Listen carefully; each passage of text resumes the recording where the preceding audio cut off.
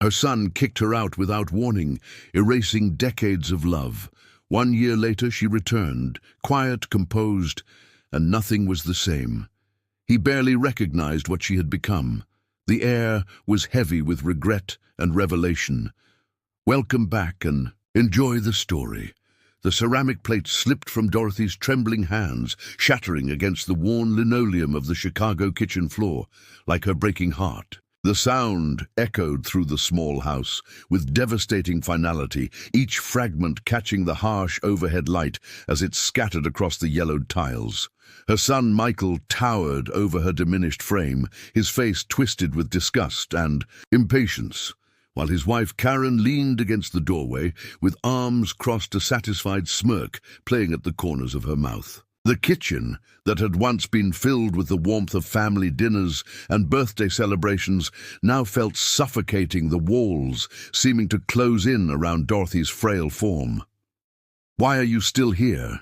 You're just taking up space," Michael spat, his voice cutting through the silence like a blade. Dorothy clutched the faded dish towel with weathered fingers that had once been steady and sure, now shaking uncontrollably as 10-year-old Tommy watched from the living room couch.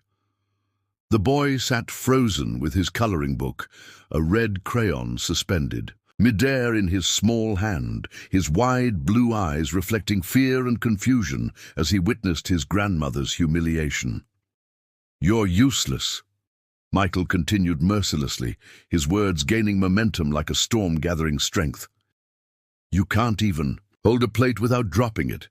You shuffle around here like some kind of ghost, getting in everyone's way. You're nothing but a burden, and frankly, I'm sick of pretending otherwise." The cruelty in his voice was matched only by the cold satisfaction in Karen's eyes as she watched the scene unfold. Dorothy's heart hammered against her ribs as she glanced desperately at Tommy, his sketchpad trembling in his lap, and whispered with the last shred of dignity she could muster, "I raised you. I sacrificed everything for you." Michael's laugh was harsh and bitter, cutting through the air like Chicago's winter wind. "Yeah, well, that was your choice, wasn't it? Now it's your turn to figure things out on your own. I want you out of my house. Tonight, pack your things and go." He turned away dismissively, as if she were already gone, already forgotten. Karen's smile widened as she followed her husband, leaving Dorothy alone, with the shattered plate and her shattered world. The silence that followed was deafening, broken only by Tommy's quiet sobs from the living room. Dorothy moved through the house like a sleepwalker, her movements mechanical and disconnected as she packed her few belongings into a torn duffel bag that had seen better decades. Her hands shook as she folded the threadbare clothes that had grown too large for her shrinking frame, leaving behind photo albums filled with memories of Christmas mornings and birthday parties, graduations and family vacations that now felt like artifacts from someone else's life. She took only Tommy's handmade scarf, decorated with crayon flowers, and stick-figure drawings of their garden, and her mother's rosary, the beads worn smooth by countless prayers. The hour passed with agonizing slowness, each minute stretching like an eternity, as Dorothy realized that no one would help her to the door, no one would offer a kind word or a gentle touch. Even Tommy was kept away, his tearful face pressed against the living room window as she wheeled her bag to the front door. The Chicago wind cut through her thin winter coat like knives as she stepped into the October night, abandoned by the family she had sacrificed everything for, cast out like garbage after a lifetime of devotion. She wandered the empty streets of her neighborhood for hours, each step echoing with heartbreak and disbelief. The familiar landmarks of her life, the corner store where she'd bought milk and bread for 40 years, the bus stop where she'd waited every morning for work, the church where she'd prayed for her son's happiness, all seemed foreign now, as if she were seeing them through different eyes. The cold penetrated her bones with vicious intensity, and her breath formed small clouds that dissipated as quickly as her hopes. Finally, exhausted and shivering, she collapsed onto a bench at the downtown bus stop, her body racked with violent tremors that had nothing to do with the weather. That's where Margaret found her at 2 in the morning, an old friend from St. Mary's Church, someone Dorothy hadn't seen since the parish reorganized 5 years ago. Margaret was walking home from her night shift at the hospital when she spotted the huddled figure on the bench. "Dorothy!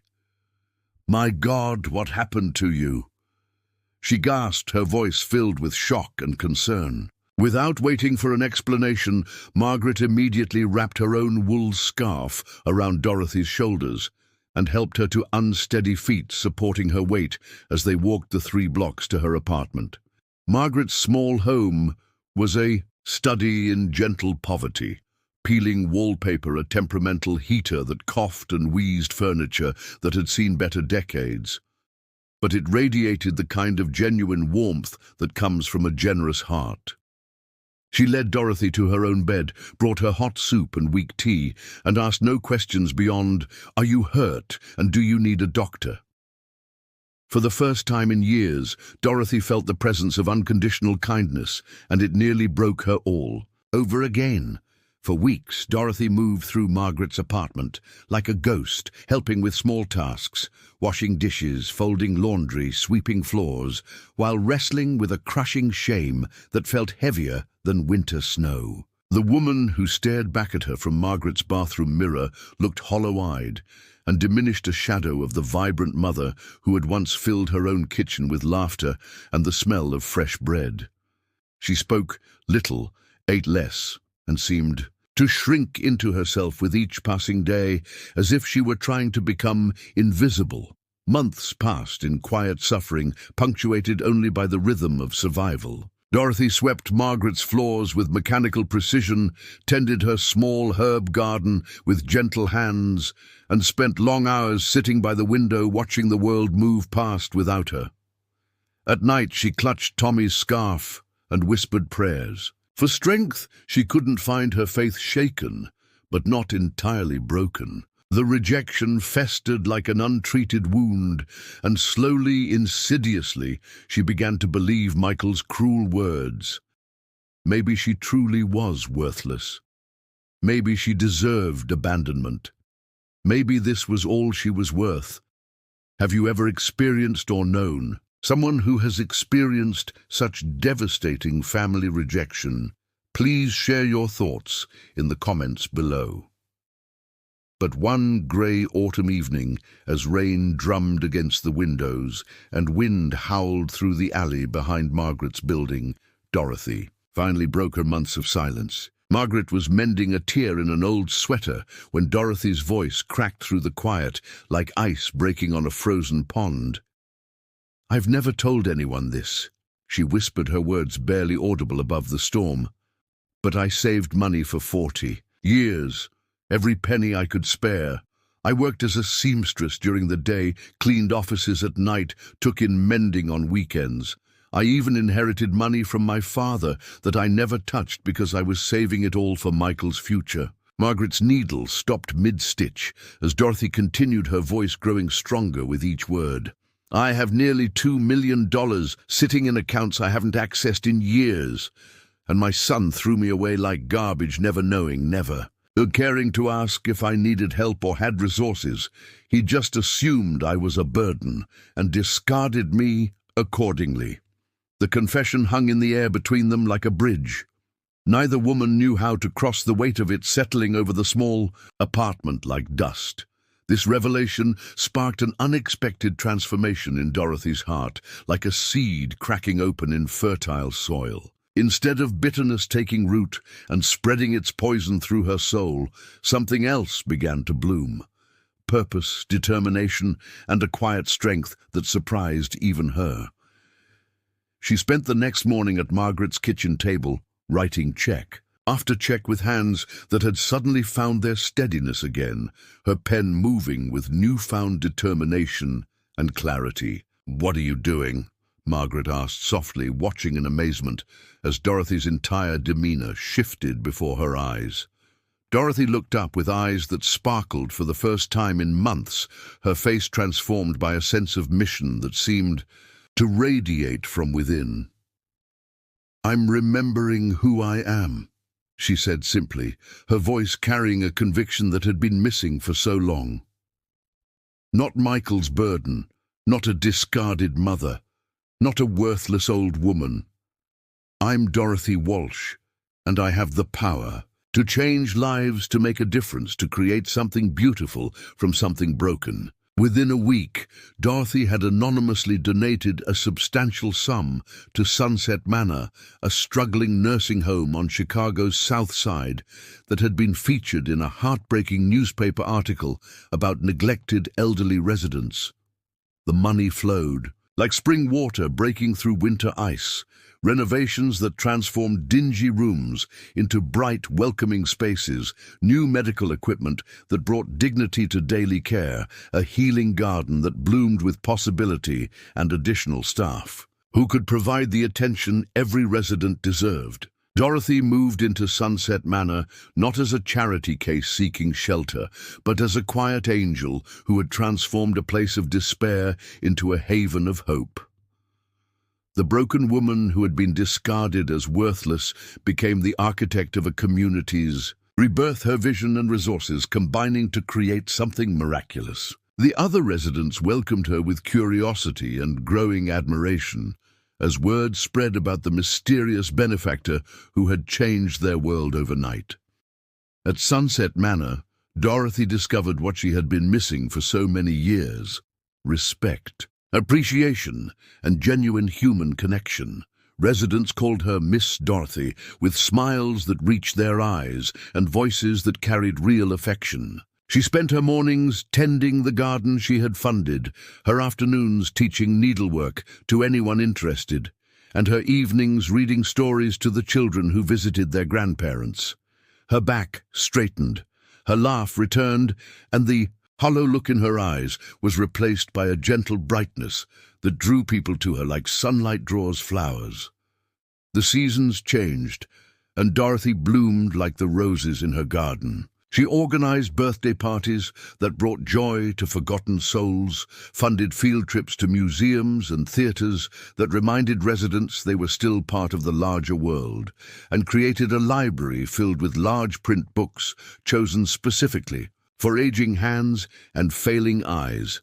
Word spread throughout Chicago about the mysterious benefactor who had transformed Sunset Manor, and Dorothy found herself not just useful, but valued, surrounded by people who saw her worth regardless of her bank account.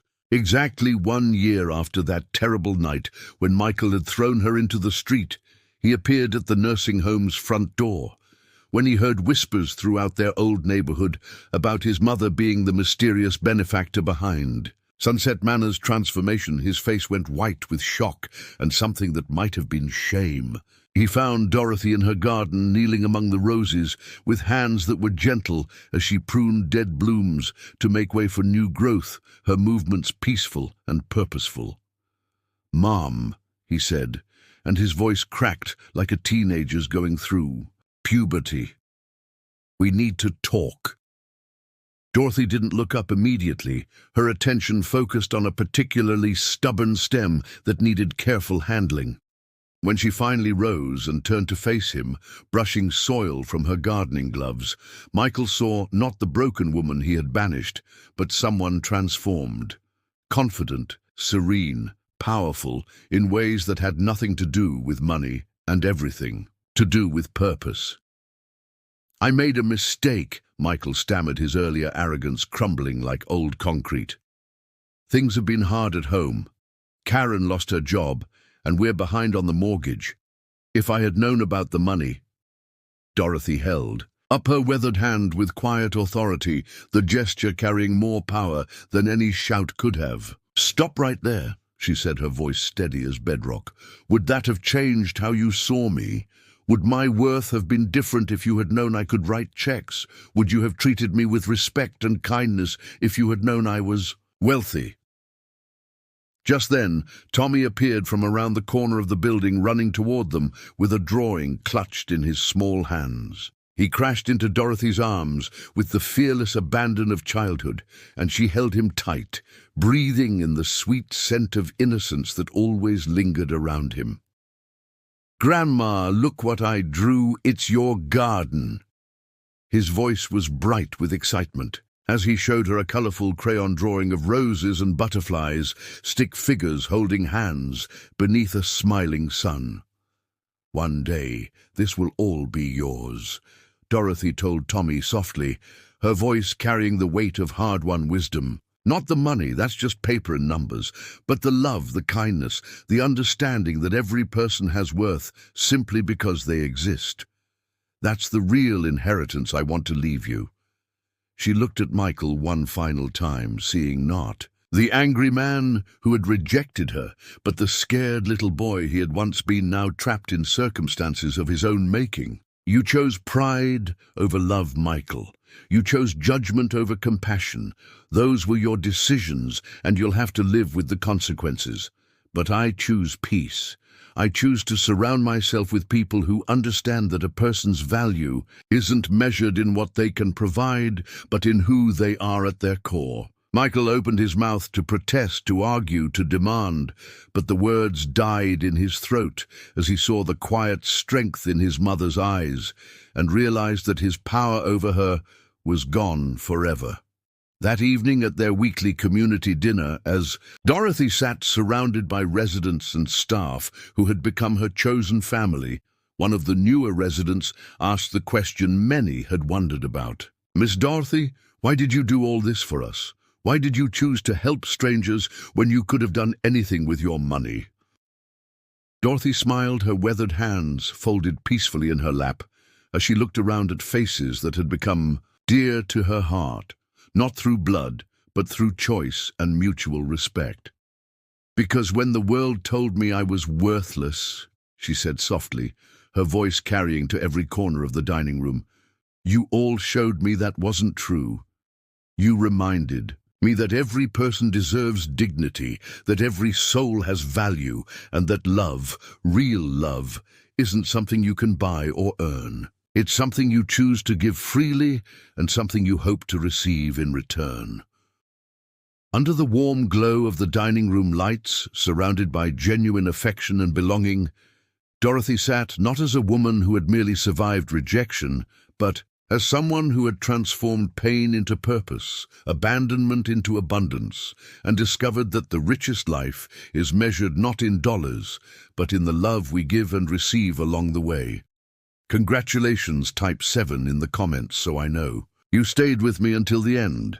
Leave a like and subscribe, but only if you truly enjoy what I do here. See you.